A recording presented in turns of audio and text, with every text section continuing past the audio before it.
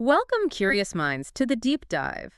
Today we're diving into a book that really cuts through the financial noise. J.L. Collins is The Simple Path to Wealth. It's a fantastic book. Yeah, and our mission with this deep dive is to pull out the most important actionable insights from it, really, to help you unlock true financial independence. And honestly, it's simpler and often more effective than you might think. It really is a powerful message. Collins takes, decades of wisdom and boils it down into this remarkably straightforward approach. He actually starts the book with a great parable, The Monk and the Minister. Oh, It yeah. perfectly sets the stage for his core philosophy. That parable, The Monk and the Minister, it really frames his whole perspective, doesn't it? Absolutely. So for those who haven't heard it, it's basically two friends from childhood. One becomes a monk, lives super simply. The other, a powerful minister, always catering to the king. Years later, they meet. The rich minister looks at his, shabby monk friend and says, "Hey, if you could just learn to cater to the king, you wouldn't have to live on rice and beans." Right. And the monk, just quiet wisdom, replies, "If you could learn to live on rice and beans, you wouldn't have to cater to the king." It's so profound, isn't it? It really is. It just immediately hits you with Collins's main idea. Living on less can actually give you more freedom. Yeah, freedom's the real goal, not just like a huge pile of cash. Exactly. It kind of flips the usual thinking on its head. It really does. Collins is clear. Money isn't your master. It's a tool, maybe the most powerful tool we have for navigating, well, this complex world. He shares this moment, it was quite pivotal, where his daughter told him, "Dad, I know money's important. I just don't want to spend my life thinking about it."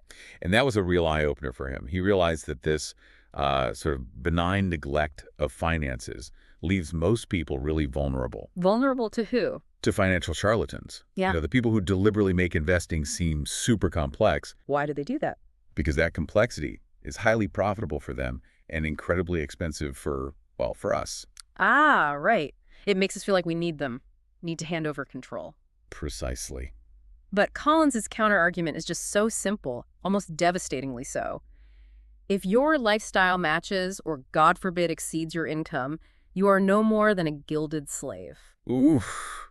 Yeah. That line hits hard, doesn't it? It really makes you think about the real cost of, lifestyle creep. It's a chilling warning for sure. And the first absolutely critical step to breaking those chains, Collins says, is getting rid of debt. He doesn't hold back either. No, he calls it the vicious, pernicious destroyer of wealth-building potential. Strong words. He tells a great story about learning this really young. He got offered like $300 worth of stuff for just $10 a month on a credit card. Sounds good initially. Yeah, he thought, wow, amazing. Until his sister pointed out the 18% interest on the remaining $290. Ouch. And his dad's words came back. If it sounds too good to be true, it is. What a lesson to learn early on. And that stuck with him. Debt, he explains. It doesn't just squeeze your lifestyle. It ramps up stress, traps you, makes you feel enslaved to your paycheck. Yeah. It can even lead to these self-destructive patterns of just borrowing more and more. So, okay, debt is the enemy. Getting rid of it is step one towards that freedom Collins talks about. But, knowing it's bad is one thing. Actually tackling it can feel huge. What practical steps does he suggest? He's super clear. First, list it all out. Every single debt. Then you've got to slash non-essential spending. Like the daily latte. Exactly. He mentions $5 coffees, $20 dinners, and $12 cocktails. Every penny you save there goes straight to attacking the debt. And let's be real, those little things add up way faster than we think, right? Totally. So once you've freed up some cash, you rank your debts by interest rate. Highest rate first. Okay. You hammer that one with everything you've got, just paying minimums on the others. Once it's gone, you take all that payment money and snowball it onto the next highest interest debt, and so on. That makes sense. Aggressive focus. Now, what about good debt? People always talk about mortgages or student loans as being different. Collins pushes back on that, doesn't he? He really does. He takes a very strong stance. On houses, for instance, he argues they're expensive indulgences, not an investment. Interesting. Why? Well, he advises getting the least house you need, not the most you can technically afford. Because the costs go way beyond the mortgage, right? Taxes, insurance, maintenance, utilities. And the opportunity costs. Huge opportunity costs of having all that capital tied up. Okay, what about student loans? That's a big one for so many people. Yeah, and he draws this really stark contrast. College in 1968, maybe $1,200 a year. all in. Wow. By 2014, a state school could be $40,000 a year. That's a 33-fold increase, way beyond inflation. That's staggering. It is. And he's blunt. Student loans, he points out, survive bankruptcy. They can create what he calls indentured servants, basically shackling young people to jobs just to pay the loans. It's a heavy burden. So, okay, step one, crush the debt. Free up your income. Now you've got some power back. Then he introduces this idea. It's less about a number, more a feeling. FU money. What's that about? Yeah, FU money. It's not necessarily enough to retire forever. It's having enough financial cushion to say no. No to what? No to a bad boss. No to a project you hate. No to working for someone you don't respect. It's the freedom to choose how you spend your time and energy. It gives you options. He actually hit his first FU money milestone at 25, right?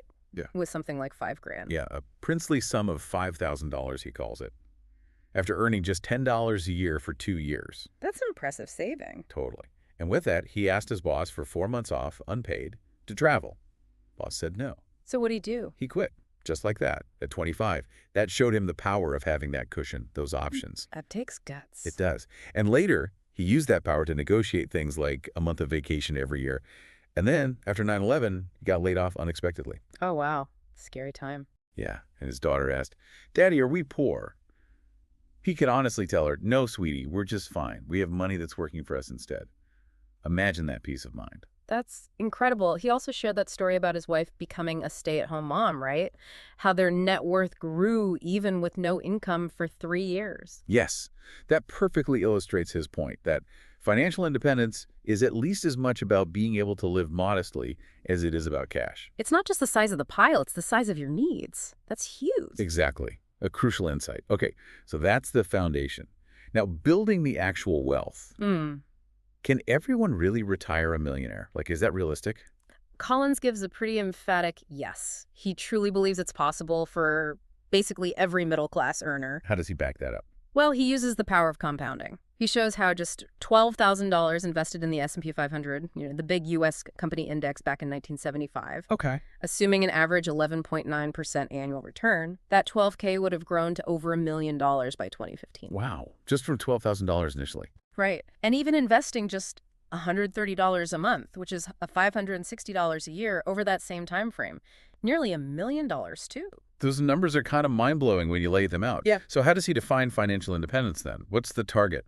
He defines it as the point when you can live on 4% of your investments per year. The 4% rule. Exactly. Or, put another way, when your total investments equal 25 times your annual expenses. 25 times expenses. Okay. He gives this really powerful example. Someone makes $25K a year, decides to live on half, $12,500. Okay. Tough, but doable for some. Right. If they invest that $12,500 surplus every year, they'd hit financial independence needing about $312,500 in investments in roughly 11 and a half years. 11 and a half years. That sounds incredibly fast. It does, but what's the key? What makes that possible? It really hinges on a massive shift in thinking. Colin says you have to. Stop thinking about what your money can buy. Start thinking about what your money can earn. It's a total mindset flip. Complete. He uses Mike Tyson as an example, right? Earned over $300 million. And went bankrupt. Yeah. Apparently had like a $400,000 a month lifestyle. Insane. Tyson only saw money for what it could buy, never what it could earn. And that's the trap, right? Collins introduces opportunity cost. That $20,000 car you want. Yeah. At an 8% return, just as an example, that car isn't just costing you $20K, it's costing you $1,600 a year in lost earnings from investments. Whoa. Over 10 years, with compounding. That $20K car actually costs you closer to $36,000 in lost potential wealth. That definitely changes how you look at buying stuff. Wow, okay, so you save the surplus, where do you invest it? Collins makes this bold claim. The market always goes up. Yeah, bold is right. But he's quick to add, it's definitely not a smooth ride, it's wild and rocky. Crashes, pull back. Corrections, absolutely normal, he says. Right. He points to the Dow Jones Index, going from like 66 in 1900 to over 11,000 despite... Everything. World Wars, the Great Depression. Exactly, disaster after disaster, but the overall trend is relentlessly up. He even talks about his own mistake during Black Monday in '87, right? Market drops 22% in a day. Yeah, he admits he panicked, lost his nerve and sold, only to buy back in higher later. Painful lesson. Ouch. But it taught him, he says, to be tough for the next storm like 2008. That time, he stayed the course. didn't panic sell. So why does it always go up over the long haul? His point is that the market, especially if you own a broad index fund, is kind of self-cleansing. Old companies fade out, like only GE is left from the original Dow components. Right. But new, successful companies emerge, constantly pushing the overall market higher over time. You're not just owning paper, you're owning a piece of living, breathing, dynamic companies trying to succeed. Okay, so the market goes up. But, I mean, lots of people lose money investing. What's the disconnect? Why the struggle? It really boils down to two things: Well, human psychology and bad advice. okay. People try to time the market, jump in, jump out. Collins calls that a loser's game. Hard to do consistently. Impossible, pretty much. Or they think they can pick individual winning stocks even though most professionals can't beat the market average reliably.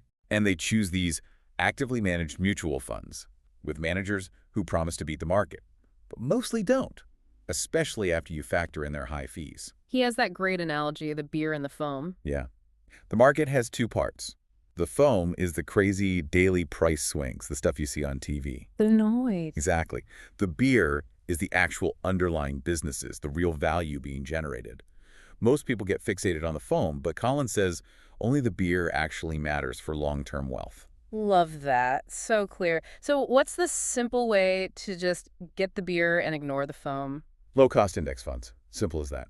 He strongly recommends Vanguard. Why Vanguard specifically? Because of their structure. They're client-owned and operated at cost.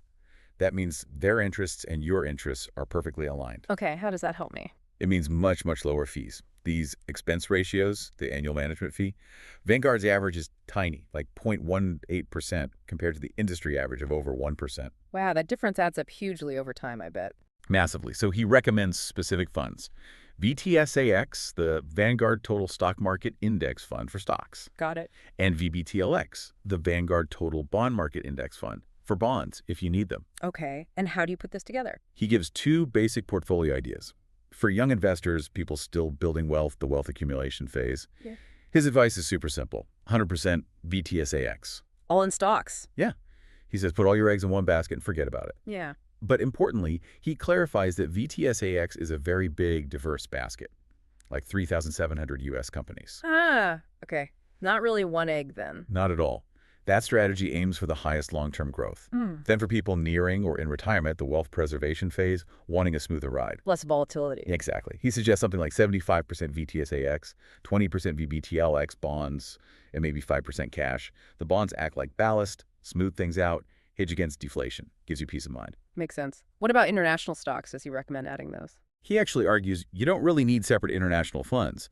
VTSAX holds big U.S. companies, but those companies operate globally. So you get international exposure indirectly. Yes, exactly. Without the extra complexity, risks, or potential costs of dedicated international funds, it keeps things simple. It really is a beautifully simple approach. Okay, so we get the philosophy, we have the investment, VTSAX mainly. How do we actually do it? Collins talks about using tax-advantaged buckets like 401ks and IRAs. What's the deal there? Right, so things like 401k, IRAs, Roth IRAs, these aren't the investments themselves. Think of them as containers or buckets that hold your investments, like VTSAX. Okay, so they're special accounts. Exactly. And the advice is simple: max them out if you can, especially if your employer offers a match on your 401k contributions, Why the match? because that's literally free money. Plus, these accounts offer huge tax advantages, either tax-deferred growth or, with Roths, tax-free withdrawals in retirement. It optimizes the whole process. Got it. Use the special buckets first. Now, a huge question for retirement. How much can you actually spend each year without running out? Collins mentions the 4% rule. What's that based on? It comes from something called the Trinity Study, really important research. It looked back historically and found that if you withdrew 4% of your portfolio's value in the first year of retirement and then adjusted that dollar amount for inflation each year after, Okay. from a portfolio that was roughly 50% stocks and 50% bonds, kind of like that wealth preservation mix, Right. you had a 96% chance of your money lasting for at least 30 years. 96%. That sounds pretty safe. It's incredibly compelling evidence, gives people a solid starting point. Yeah. But, and this is crucial, Uh-huh. Collins emphasizes that 4% is only a guide. Sensible flexibility is what provides security. Sensible flexibility, what does that mean in practice? Don't just stick to 4% rigidly. Exactly. It means maybe checking in once a year. If the market is tanked, maybe you tighten your belt a little that year. Yeah. Spend slightly less than the inflation-adjusted 4%. If the market's booming. Maybe you loosen the reins a bit, spend a little more. The key is not being locked into a fixed percentage regardless of market conditions. Adapt a little. That flexibility is what really protects you long term. That makes a lot of sense. Be aware, be flexible. Okay, last big area. Avoiding bad advice and, well, scams. Collins is pretty harsh on financial advisors, isn't he? The baptized rattlesnakes line. Uh-huh. Yeah, he doesn't mince words. His core critique is that the interests of many advisors often don't align with their clients How so? because of how they get paid. Sales loads, commissions on products, or maybe a recurring fee based on a percentage of your assets, often 1% or even 2% per year. That doesn't sound like much, 1 or 2%. It sounds small, but over decades, it eats up a huge chunk of your returns through compounding. He thinks hourly, fee-only advisors are better, but you still need to be careful. It often comes back to complexity benefiting the seller, not the buyer. He even details a specific con, the inverted pyramid scam. How does that nasty trick work? Oh, it's devious. A so-called guru sends out stock predictions, but they split their mailing list. Half get stock A will go UP, the other half get stock A will go down. Sneaky. Very. Whichever prediction was wrong, that half of the list gets dropped. Then they do it again with the remaining list. Predict stock B, up for half, down for the other half. I see where this is going. Exactly. After a few rounds, a small group is left who have received maybe 4 or 5 predictions that were all seemingly correct. They think this guru is infallible. And then the guru asks for money. Big money. Exorbitant fees for the secret system or future picks. It's pure manipulation. Wow. So how do you avoid getting conned generally? Cons give some rules. Yeah. 4 simple but really profound rules. First, everybody can be conned. No one is immune. Okay. Humility is key. Second, and this is counterintuitive, you are likely to be conned in an area of your expertise. Really? Overconfidence, maybe. Thinking you know too much to be fooled. Third, con men don't look like con men. They're usually charming, persuasive, seem trustworthy. Not like cartoon villains. Not at all. And fourth, 99% of what they say will be true. The lie is hidden within a lot of truth.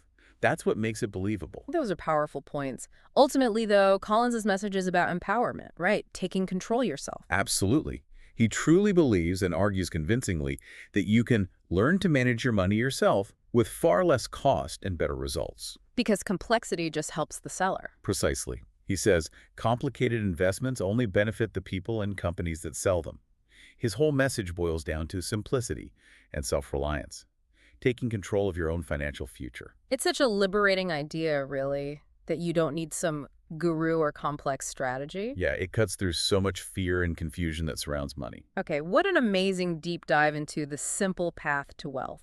So just to recap the core ideas. First, avoid debt like it's poison. Absolutely step 1. Then consistently spend less than you earn. That gap is your power. The savings rate is key. And invest that surplus, that difference, diligently into low-cost, broad-based index funds like VTSAX. Keep it simple, keep it cheap. And always keep that ultimate goal in sight. Achieving that state of freedom he calls FU money. That's the destination. Yeah. And you know, Collins has such an inspiring message for anyone listening who feels like maybe they're starting late or it's too overwhelming. What's that? He makes it so clear. It's never too late to begin. The power of compounding still works, whether you start at 20 or 50 or even later. Just start. That's really encouraging. And he says once you understand this path, those scary market drops. Yeah. They begin to lose their power to create fear in you. You start seeing them differently, not as disasters, but maybe opportunities or just bumps in the road. You can handle the volatility because you understand the long-term picture. Exactly. You can actually embrace the journey to financial freedom. Like Colin says at the end, the path is before you. You need only take the first step and begin. Enjoy your journey. It really leaves you feeling empowered, doesn't it? So maybe the real question for everyone listening is, what one simple step will you take today, right now, to start your own journey?